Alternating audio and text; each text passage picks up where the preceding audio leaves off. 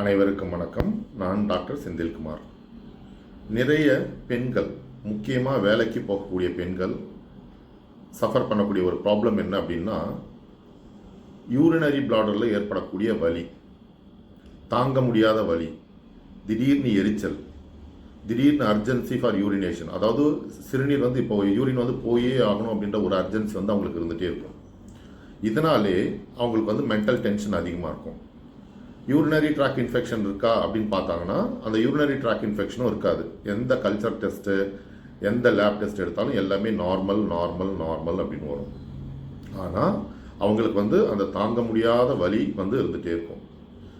பார்த்திங்கன்னா அவங்க அந்த யூரின் போகிறதுக்கு ரொம்ப அவஸ்தைப்படுவாங்க. கொஞ்ச நேரம் யூரின் ஹோல்ட் பண்ணி வச்சுருந்தா கூட அவங்களால அந்த வலியை தாங்க முடியாது, எரிச்சலை தாங்க முடியாது.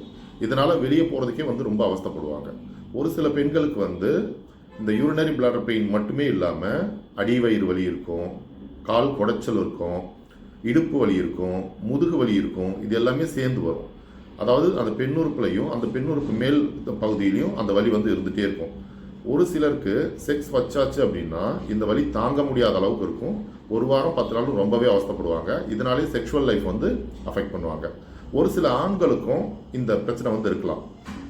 இந்த பிரச்சனையை பிளாடர் பெயின் சிண்ட்ரோம் அல்லது இன்டர்ஸ்டீஷியல் சிஸ்டைட்டிஸ் அப்படின்னு சொல்லுவாங்க. இவங்களுக்கு பார்த்தீங்கன்னா யூரினரி அர்ஜென்சி அண்ட் ஃப்ரீக்வன்சி இருந்துகிட்டே இருக்கும். எப்போ பார்த்தாலும் யூரின் வருது வருது வருது அப்படின்னு சொல்லிக்கிட்டே இருப்பாங்க. வந்த உடனே யூரின் போகணுன்ற மாதிரி ஒரு அர்ஜென்சியும் இருந்துகிட்டு இருக்கும். இவங்களால ஒரு அரை மணி நேரம் 1 மணி நேரத்துக்கு மேலே அந்த யூரினை ஹோல்ட் பண்ணி வச்சுருக்கிறது அப்படின்றதே ரொம்ப கஷ்டமாக இருக்கும். இதனாலேயே அவங்க ட்ராவல் பண்ணுறதை அவாய்ட் பண்ணுவாங்க, வெளியே எங்கேயாவது போகிறத அவாய்ட் பண்ணுவாங்க, ரொம்ப மனசு உடஞ்சி போயிருப்பாங்க. இந்த பிளாடர் பெயின் சிண்ட்ரோம் இதுக்கான காரணம் என்ன அப்படின்னு பார்த்தீங்கன்னா வச்சுக்கோங்களேன், குறிப்பிட்ட காரணம் அப்படின்றது எதுவுமே கிடையாது. ஏன் வருது அப்படின்றது ஐடென்டிஃபை பண்ணவே முடியல. ஆனால் ஒரு சில ரிசர்ச் என்ன சொல்லுது அப்படின்னு பார்த்தீங்கன்னா வச்சுக்கோங்க, பிளாடரில் ஏற்படக்கூடிய டிஃபெக்ட்னால இந்த இஷ்யூ வரலாம் அப்படின்னு சொல்கிறாங்க.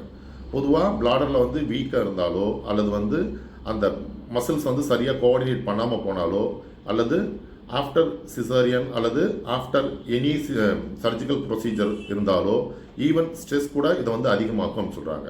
இது பாடியினுடைய இம்யூன் சிஸ்டம் சரியாக ஒர்க் பண்ணல அப்படின்னா கூட இந்த இஷ்யூ வரலாம் அப்படின்னு சொல்லுவாங்க.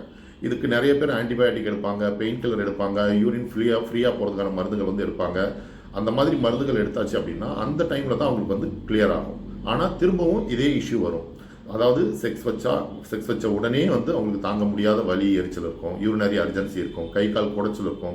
முக்கியமாக அந்த பெண்ணுறுப்பு பகுதியில் தாங்க முடியாத வலி, குடைச்சல் இருந்துகிட்டே இருக்கும்.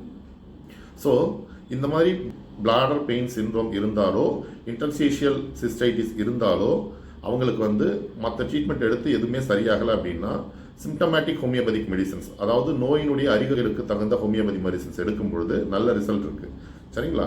இந்த மாதிரி உங்களுக்கு தாங்க முடியாத வலி, தாங்க முடியாத எரிச்சல், urinary urgency, pain after sex, இந்த மாதிரியான பிரச்சனைகள் இருக்குது அப்படின்னா நீங்கள் தயங்காமல் ஹோமியோ ட்ரீட்மெண்ட் எடுத்து சந்தோஷமான வாழ்க்கை வாழுங்கள். நன்றி, வணக்கம்.